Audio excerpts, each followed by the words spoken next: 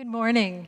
Welcome to the Ventura Center for Spiritual Living. I'm Reverend Bonnie Rose, and it is a delight to spend this morning with you. We're going to jump right in, and I'm going to turn you over to Lonnie Cassidy, our board president. Good morning. Happy end of February. Wow. So happy you could join us this morning. As usual, we have a special day for you. Our beautiful Linda praying us in, and our joyful Gia coming to rock the house. And of course, Bonnie, I heard you had to talk today.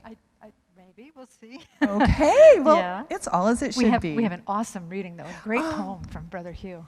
Hugh? Yeah. I'm so sorry. It's the COVID. It's the COVID. COVID brain. Yeah. And of course, an awesome reading by Hugh. Right. I'm going to go back to my seat now. Okay. Thanks, Lonnie. Okay, so let's hear from Bill Hadris, who is our youth and family person, and he's going to enlighten us. Good morning. Good morning. I'm Bill Hadris with Youth and Family. God is all that there is, the eternal life that has always been and always will be.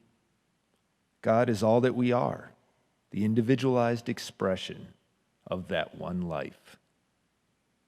We are all connected eternally. We are one. Here are some connections to ponder. Have you ever thought of a friend or family member, and then the phone chimes, and it's them?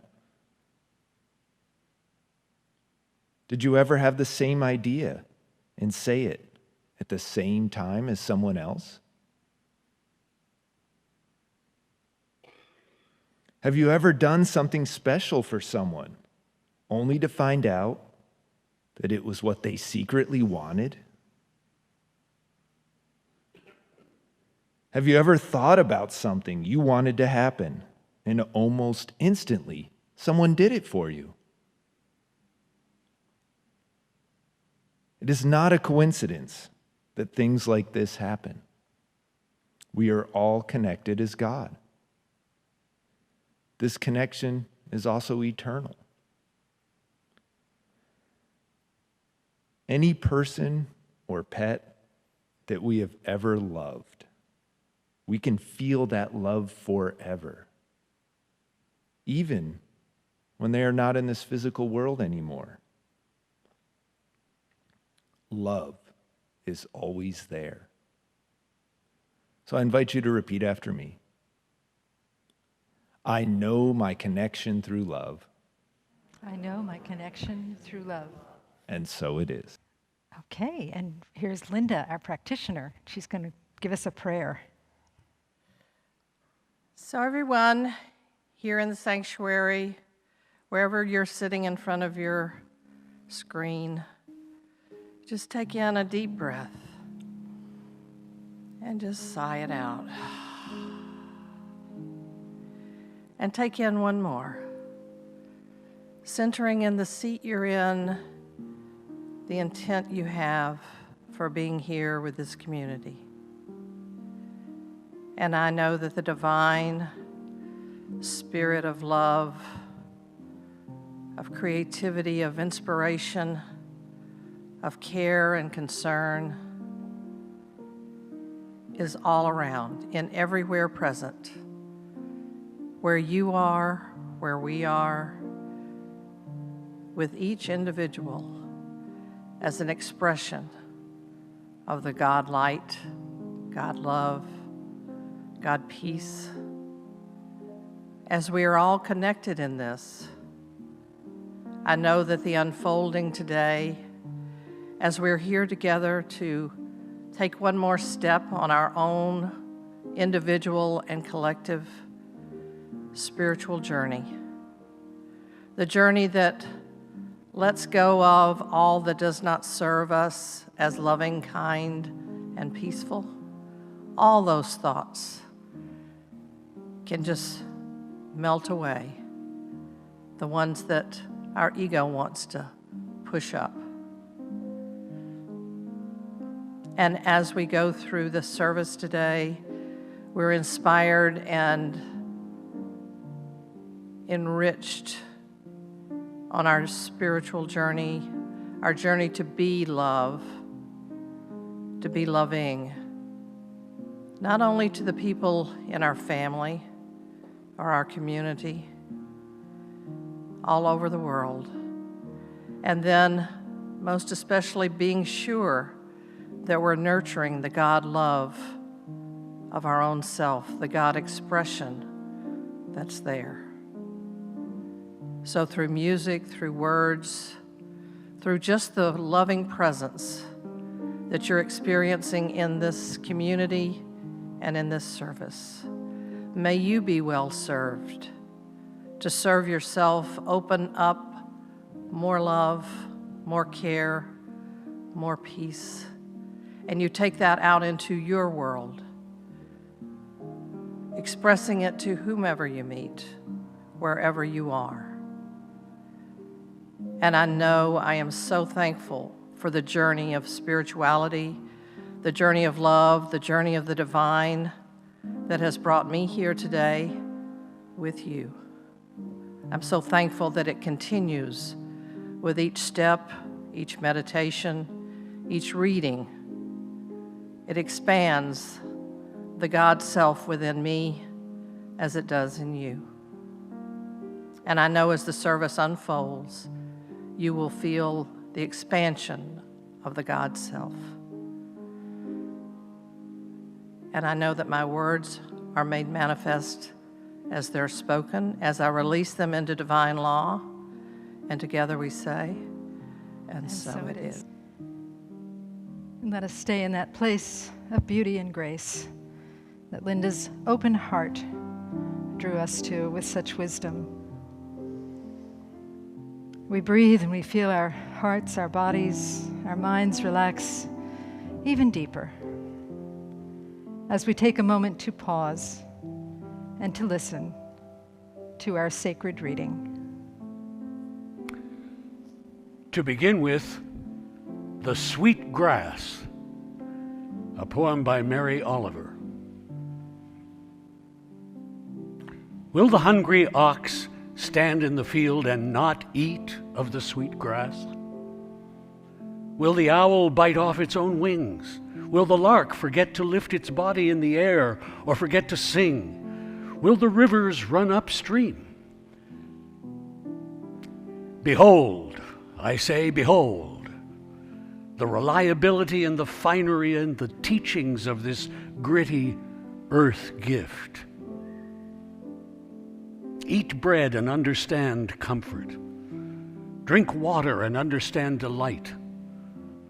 Visit the garden where the scarlet trumpets are opening their bodies for the hummingbirds, who are drinking the sweetness, who are thrillingly gluttonous. For one thing leads to another. Soon you will notice how stones shine underfoot. Eventually, tides will be the only calendar you believe in. And someone's face, whom you love, will be as a star, both intimate and ultimate, and you will both be heart-shaken and respectful. And you will hear the air itself, like a beloved, whisper, "Oh, let me for a while longer enter the two beautiful bodies of your lungs." What do I risk to tell you this, which is all I know? Love yourself, then forget it, then love the world.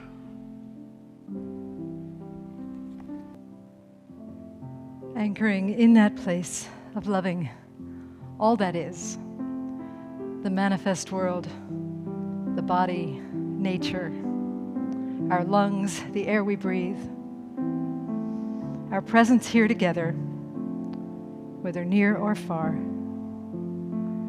We rest in the wonder of all of that. And we breathe in deeply and exhale, opening our eyes in love and in service to what is, as it is, and so it is.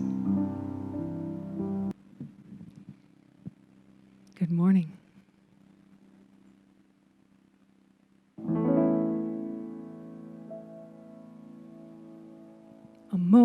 moment of silence between each drop of rain holds all the stillness of a beautiful refrain. A pause with each breath brings new inspiration. The ember that starts a flame in our heart, the fire of creation.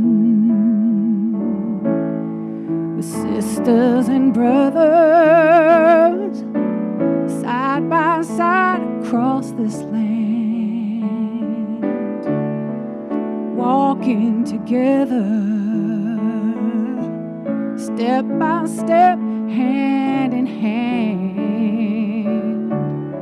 The wonders we are, endless variations. The ember that starts a flame in our heart from the fire of creation. Your smile could power the sun,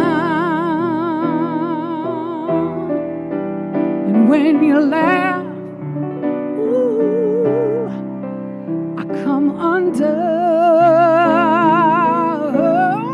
You could follow a lead on our long journey home, unwritten destinies into the unknown. Let's be on our way without hesitation. We'll make a new start with a flame in our heart from the fire of creation. We'll make a new start with a flame in our heart from the fire of creation. We'll make a new start with a flame in our heart, the fire of creation.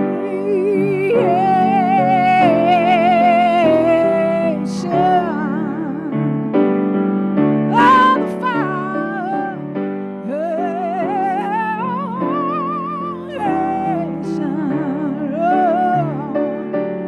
Let it burn, let it burn, let it burn. We are the existence of creation. Ooh,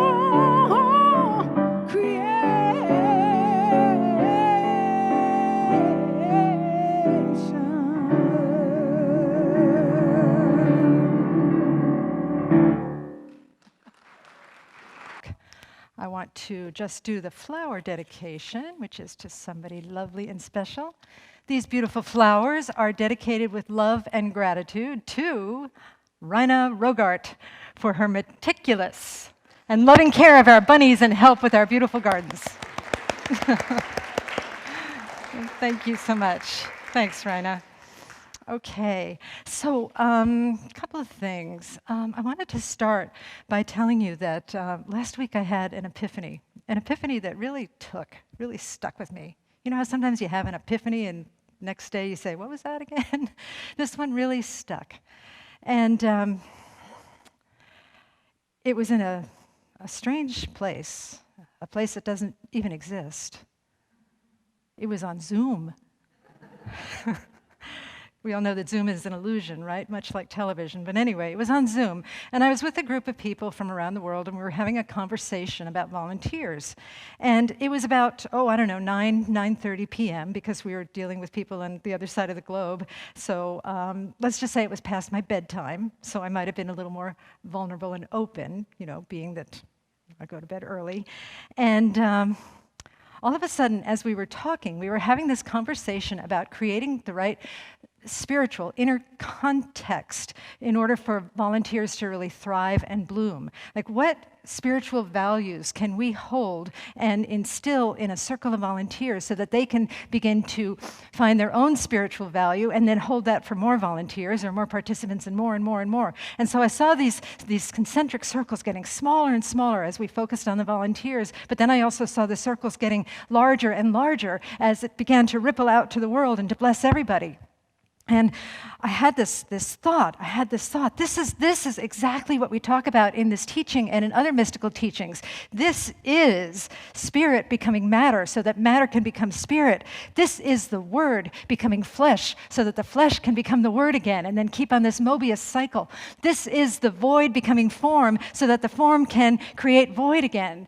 And there's this beautiful, beautiful cycle going forth, back and forth, around and around in this Mobius strip. I hope everybody knows what a Mobius strip is. I don't have a demonstration here, but it's a symbol of infinite where there is no inside and there is no outside, where there are no opposites. And I was just feeling this so deeply. It felt so real to me that I had to speak of it. And so I spoke of it to the group. And they said, okay. But it didn't matter. It didn't matter because I felt it so deeply. And for the next week and on, I just did this reverence walk of walking in the miracle of life and spirit and matter and void and form and word becoming flesh. All of it felt so real to me.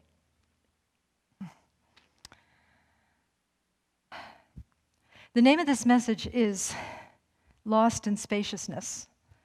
And I chose this name largely because of the old TV show. You know, anybody remember that? Chris, I know you do. You guys do. Yeah, those of us of a certain age remember the old show. I believe there's a new one out too. I posted it on Facebook on the group page, and those costumes were so bad. I hope we don't dress like that in the future, although they might have been talking about now for not dressing like that now. But you know, you think about back to that show where there's this whole family and they're all wearing like these velour polyester type costumes of pastel colors, and there's a bad guy and there's a robot that looks kind of like a vacuum cleaner. And that was it, man, that was it. But I love the idea of lost in spaciousness because I think sometimes in mystical teachings we do get lost in spaciousness. Spaciousness is a beautiful thing, and when we talk about the infinite, oh my gosh, how many times have you or I or any of us said, you know, this is a finite existence, but we turn our attention to the infinite.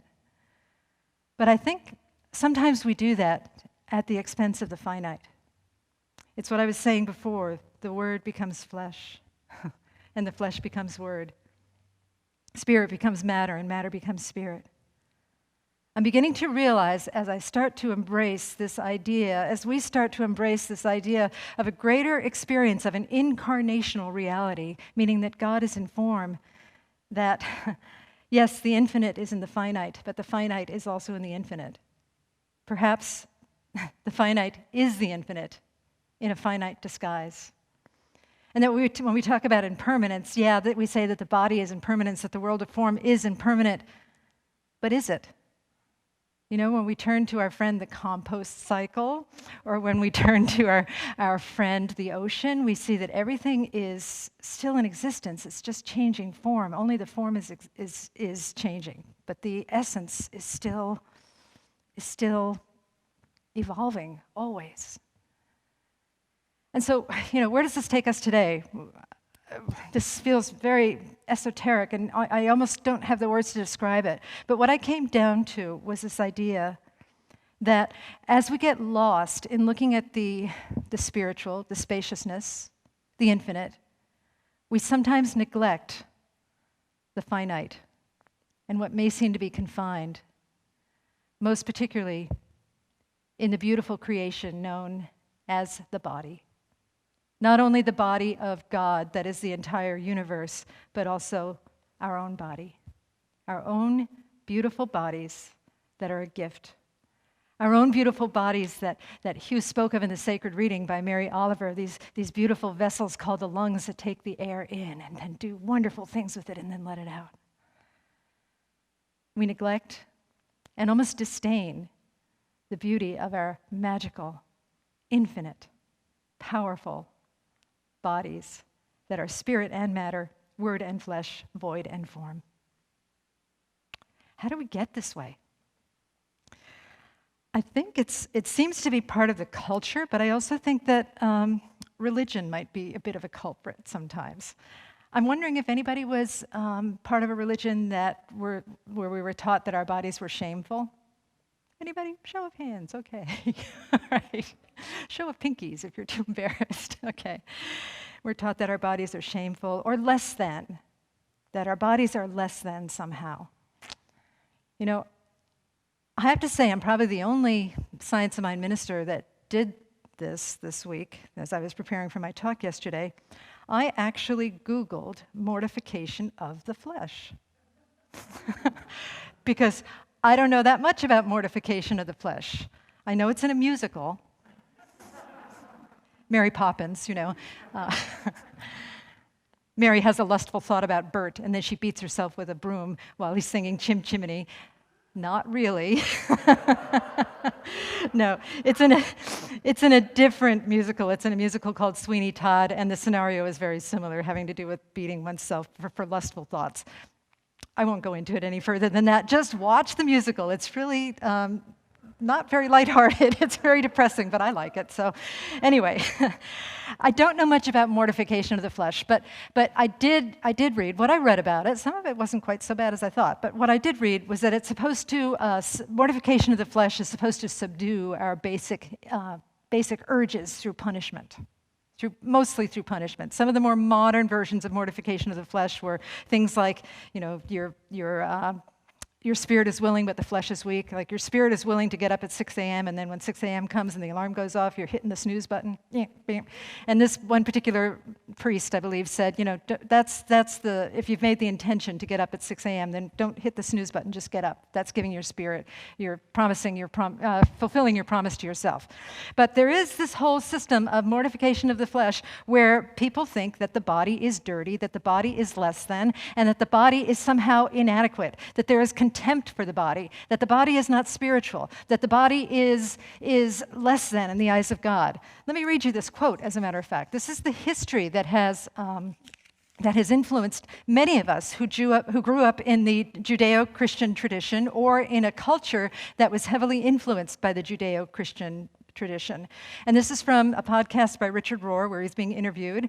Richard Rohr says, Luther says, "We are a pile of manure."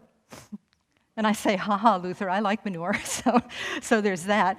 I do, I love it. It's good, it's great fertilizer. Okay, Calvin says, we're totally depraved.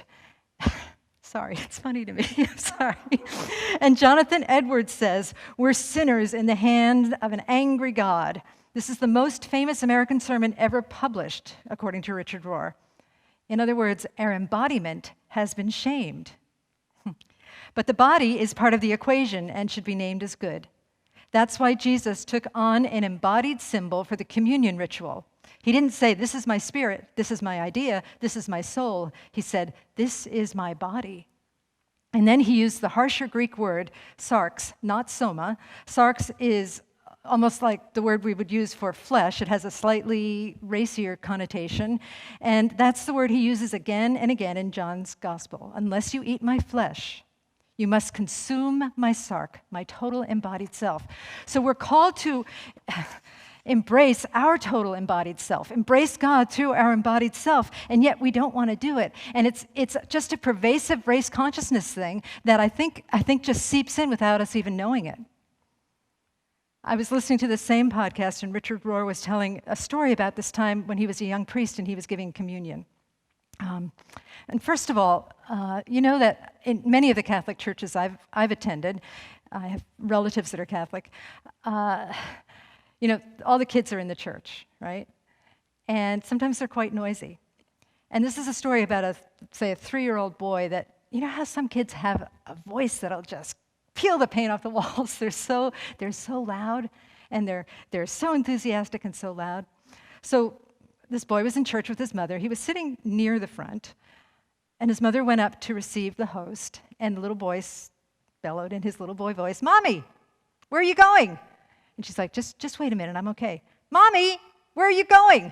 And she goes, I'm going to go receive the body of Christ. And the little boy goes, even Jesus' bottom?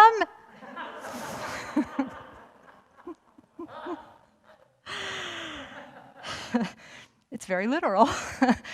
But it also shows that perhaps that little kid, even at the age of 3, knew that there were maybe parts of the body that were unacceptable.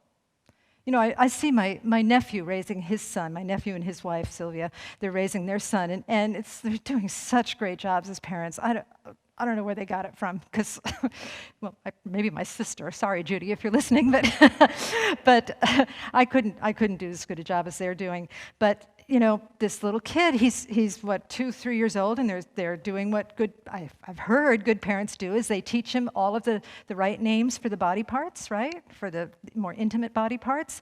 And bless his little heart, Shep, when they're out in public, he wants to pronounce the body parts of everybody in the vicinity, you know? And sometimes he gets it wrong, and people don't necessarily want to hear that. The FedEx delivery guy or the woman in Starbucks doesn't necessarily want to hear that he or she have a different body part than they actually have.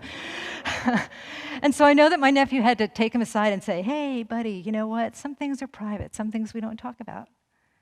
And I think that might be puzzling. That might be puzzling. It might be too subtle for a 3-year-old, and they may not get that. That may, through no ill intentions of the parents, instill a certain amount of shame about body and body parts and what have you. And you know, it's a narrow way. Of course, we don't necessarily want to announce all of that stuff in public, but also we want to know that the private things are beautiful too. And my point is that it seems to me that there is a certain amount of cultural shame, possibly fostered by some of the Judeo-Christian tradition and other religions as well, I'm sure, and that we all sort of embody this rather than embodying the majesty and the magic of our bodies, the infinite spirit that is our body.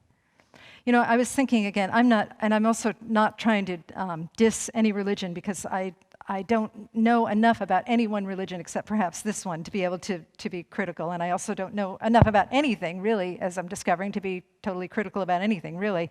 But what I'm hearing, like from the Buddhist tradition, where I see a trap might be in that.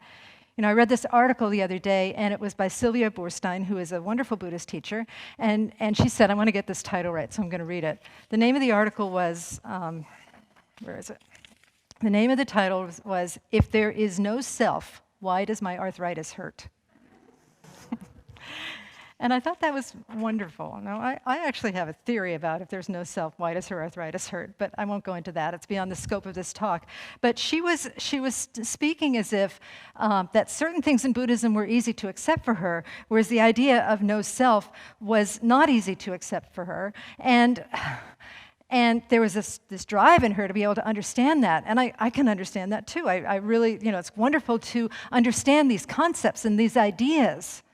And yet, I've noticed in all traditions, and you Buddhist people can correct me if I'm wrong, but there is a certain lusting and attachment to doing it right, to being so above the body that we are completely in nirvana or something like that, around the idea of no self, that we are completely detached from everything. And then at the same time, we have these beautiful bodies that are magical and here to serve us. And yes, I think no self is that we don't have to create a false construct around who we are and what the body is, but we are still sometimes, I believe, creating a false construct around the idea that the body is somehow contaminated and somehow dirty. It is a pile of manure, as Martin Luther said, or worse.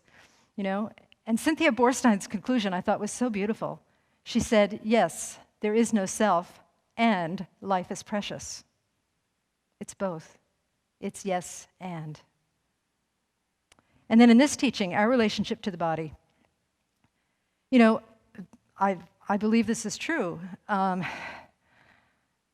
We often talk about great ideas, and we kind of leave the body out of the picture, like the body is an effect, which it is to a certain extent. But we say things based on ancient wisdom, such as, I am not my body. I might, after studying this material, say, I am not only my body. That my body is part of the mystery. What I just said, I am not my body, I am, is more Vedantic in tradition, whereas my body is a part of the mystery. So I examine my body and all of its forces and all of my feelings about it. That's more tantric, going into it rather than divorcing ourselves from it. I am not my body. I am not only my body.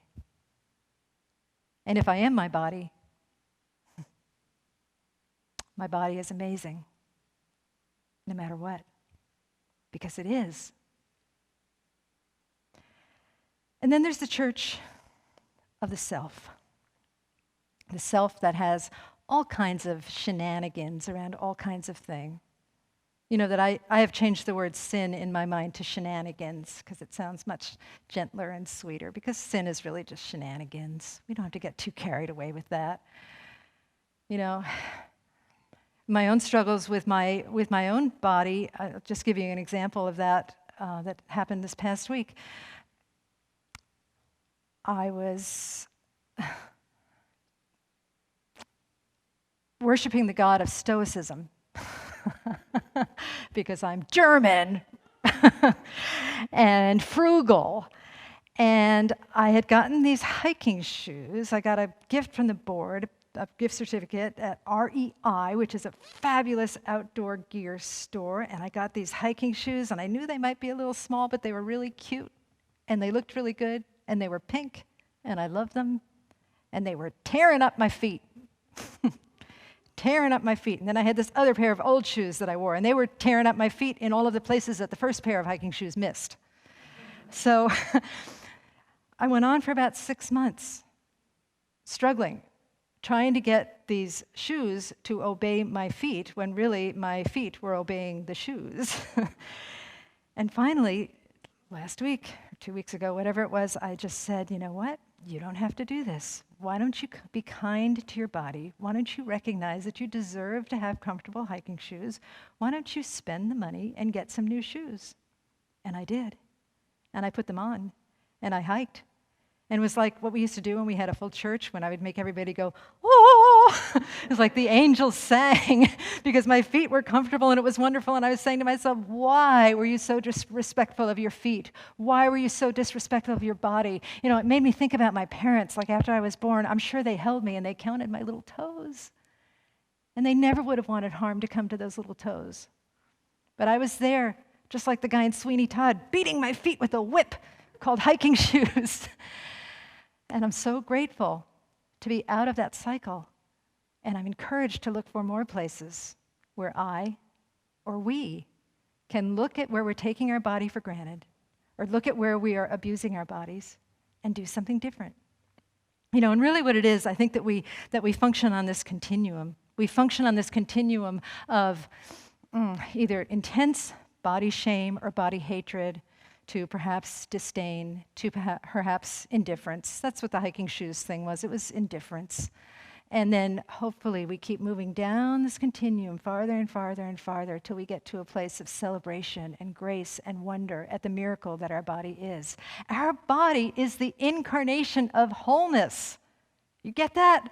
Our body is the incarnation of Christ. Our body is the Word becoming flesh. Our body is spirit becoming matter. Our body is void becoming form. It is of the Creator. It is of grace. It is of love. And it is up to us to remember that and treat it that way. So how do we do that?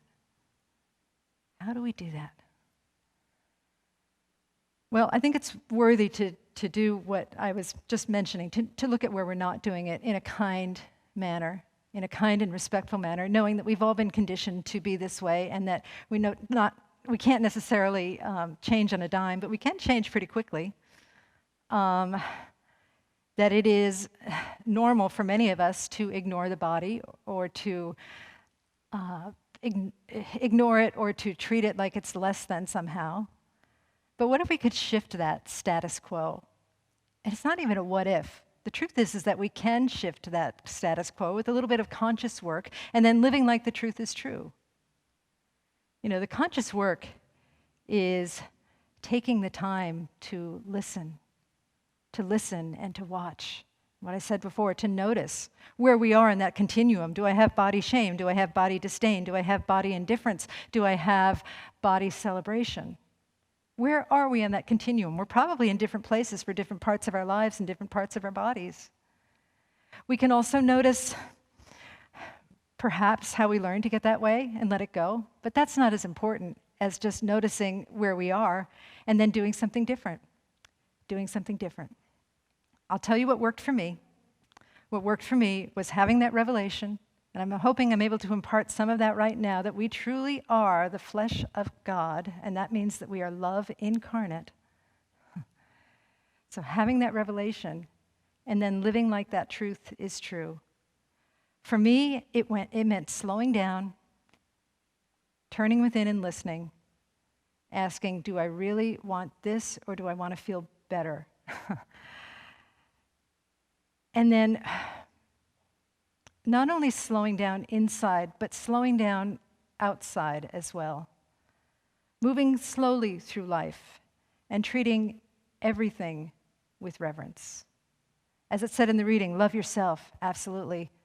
And then she said forget about it. I say not necessarily forget about it, but understand that yes, we love ourselves, but there's more. Love the world as well. And so for days I've been going through my life, all of the mundane tasks of my life, grocery shopping, cleaning, working with the animals, all kinds of things, writing, speaking, recording, singing, all of the mundane tasks that I do, just with a greater sense of reverence and saying, wow, this is my body. This life is my body. Can I take it in and revere it and know that this truth is true and live like this truth is true? So again, I am creating those circles that I first spoke about, that if I'm willing to live like my body is the truth of God, if my body is the flesh of the divine, then I inspire others to live like their body is the flesh of the divine, and then they inspire others to live like their body is the flesh of the divine, and more and more and more, because it is. We are the flesh of the divine. If this has been foreign and a little bit esoteric, I hope it hasn't been. It makes sense to me. It doesn't mean that it makes sense to everybody, though. But I'd like to share one more story that I hope will make it really clear. In this podcast that I've been listening to, Richard Rohr is being interviewed, and one of the people that is interviewing him, her name is Bree Stoner, and she is a young mom. She has 2 children. I believe one is infant-like, and the other is about 2, maybe 2 or 3. And she's also a student of a contemplative school. And she said in the podcast how difficult it is for her as a mother to spend time in contemplation. She really wants to spend time in contemplation. Not only does she want to, but it's a requirement of the school that she's attending to spend some time in contemplation. And she says that she gets up in the morning to do it early before her kids wake up. But her kids, man, they know mom is up, and that is like a beacon for them to get out of their little beds if they can and come to her or need her attention. It's very similar to doing a recording for the choir, by the way, when I sit down to record a piece for the choir, and that is a beacon to the entire animal kingdom where the dogs start barking. And last time the cat sat in my lap and meowed into the microphone.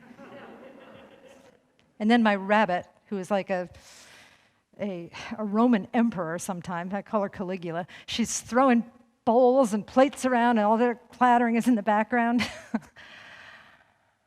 Anyway, Bree's children, she sits down to contemplate, and she is a magnet for their attention. And she was upset about this, and she was talking to her teacher, James Finley, and she was saying, what can I do about this? I don't know what to do. I'm gonna fail at contemplation. And James Finley very wisely said to her, okay, you be you, and me, James, I'll be God. And so Bree said, I'm failing. I'm not able to do my contemplative practice like I want to.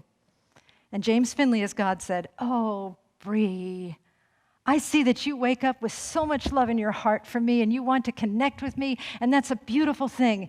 And because I so badly want to connect with you, I reactivate my habitation within your beautiful children, and we run to you so that we can feel your loving arms around us. Richard Rohr's response to that was, how does he do that? He was speaking about James Finley, but I think he was also talking about God. You know, this is an amazing mystery that we are in, and if we're just seeing it as ideas and spaciousness and infinite, we're missing out on half of the story.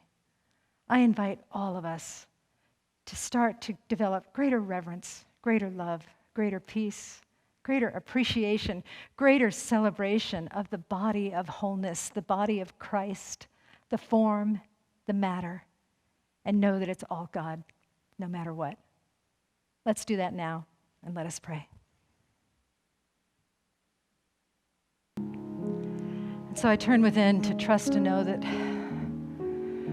there is this beautiful divine guidance that has assembled all of us here together, whether it's online or in person, and that this guidance is working through all of us to bring us to a greater awareness of the mysteries.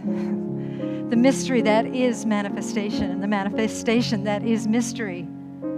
To bring us to this place where we trust and we know a deeper realization of the one, deeper recognition of the one that is so much more powerful and so much more present and so much more infinite and so much more intimate than we ever imagined.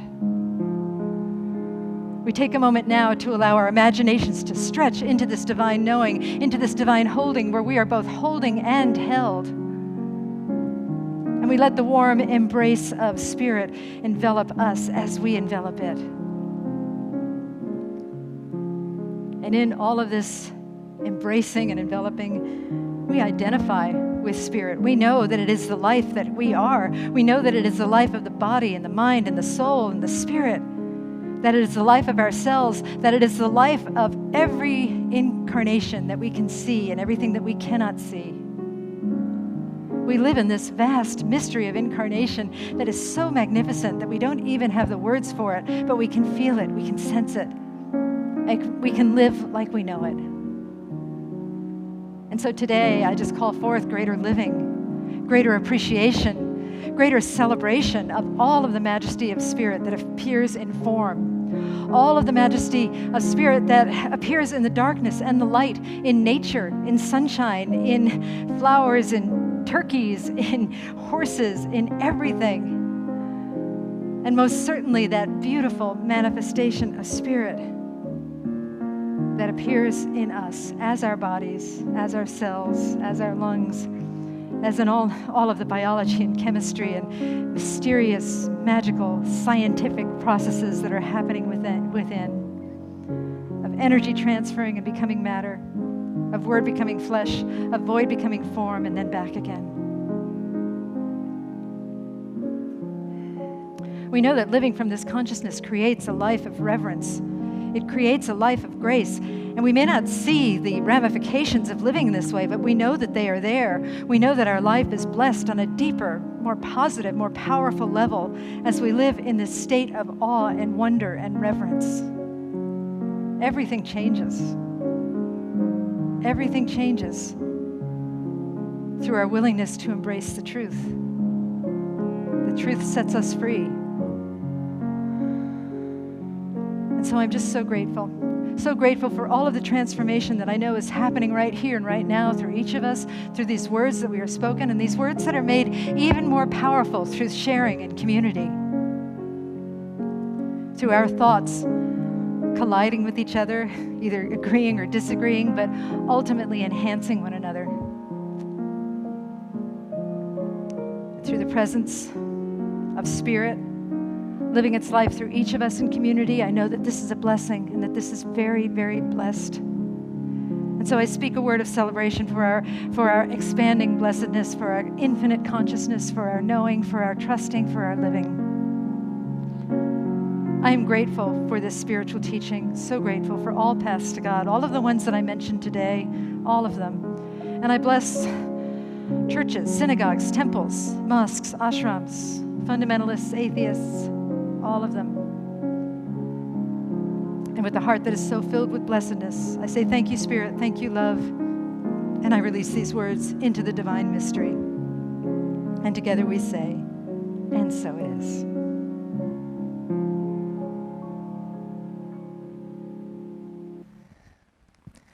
Well, Bonnie, thank you for the word shenanigans. Because I think that's a great word to describe this past year. Lots of shenanigans going on. Yeah. But in all of that, looking at our spiritual community as the wholeness, the body of Christ, we have taken care of it. We have taken care of each other. And so despite what may appear as shenanigans, we have made that wholeness. And so I just am in deep gratitude for our community that despite the illusion of separation, we have remained connected. Mm-hmm. So in this morning, I rejoice in this offering, and I invite you to place your offering over your heart and repeat after me. We trust in spirit. We trust in spirit. Love is the giver and receiver of all that we are. Love is the giver and receiver of all that we are. We offer this gift. We offer this gift. It is an outer expression of our inner abundance and compassion. It is an outer expression of our inner abundance and compassion. Our gifts bless many. Our gifts bless many. And return to us multiplied in miraculous ways. And return to us multiplied in miraculous ways. So that we may give again. So that we may give again. And so it is. And so it is. Thank you, Lonnie. That was amazing. It is what is up. Sometimes you can be on the cutting edge. That's the cutting edge. I'm telling you.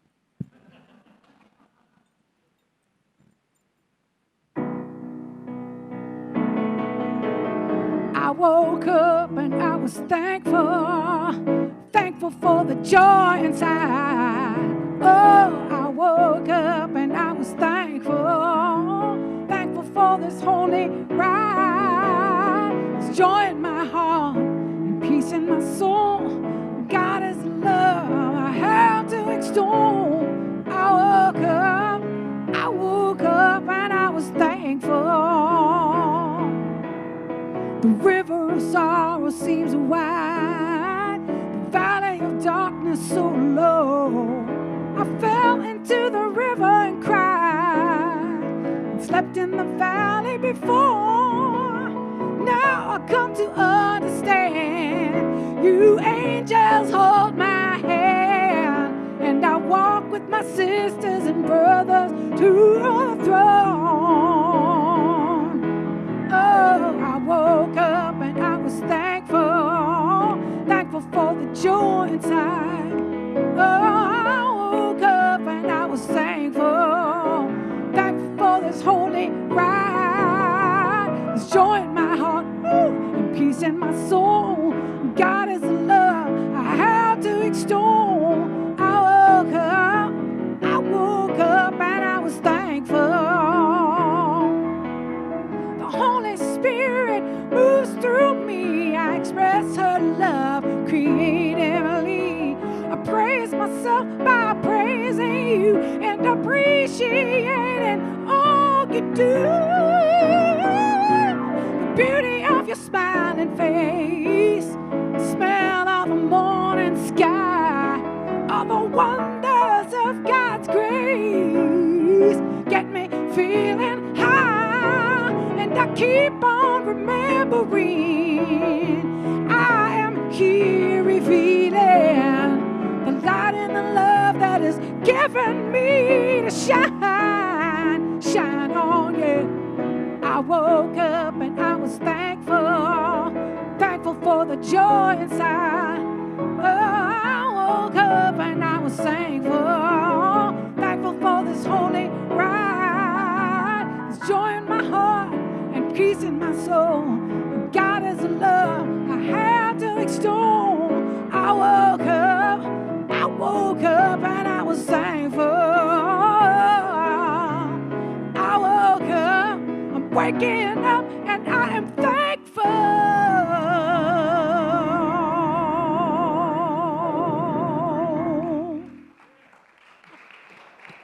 Gia, now it's my turn to love on you. That was awesome.